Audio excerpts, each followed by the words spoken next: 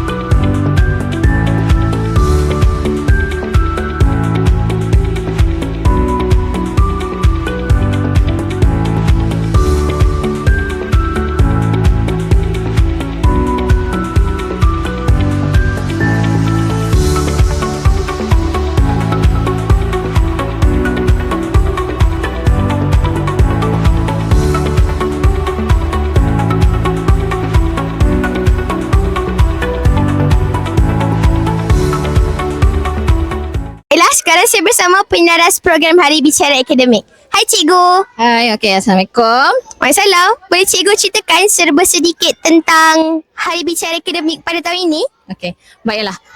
Hari Bicara Akademik dan Dinia 2026 ni kita adakan pada hari ni. Tujuan dia adalah untuk kita berjumpa dengan ibu bapa. Berjumpa dengan ibu bapa supaya ibu bapa dapat maklumat tentang anaknya, perkembangan tentang akademik, perkembangan sahsia, apa lagi dan perkembangan dari segi bidang sukan dan sebagainya. Itu matlamat utama Hari Bicara Akademik dan Dinia yang sekolah adakan. Okey. Apakah pula harapan Cikgu melalui program Hari Bicara Akademik pada tahun ini? Okey.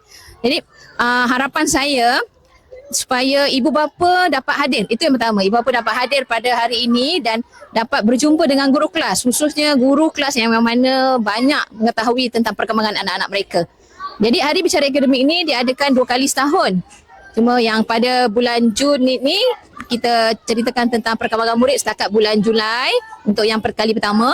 Yang kedua akan diadakan pada akhir tahun.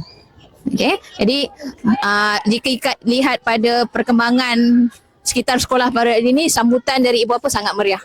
Khususnya ibu bapa tahun 6 yang mana hari ini ada juga taklimat tentang kemasukan ke sekolah menengah tingkatan 1. Terima kasih Cikgu. Okey, sama. Okey, selamat maju jaya. Saya ucapkan kepada semua guru-guru dan juga warga sekolah Satura. Okey, kerana atas kerjasama menjayakan Hari Bicara Akademik dan Dinia bagi tahun 2026. Terima kasih. Sama.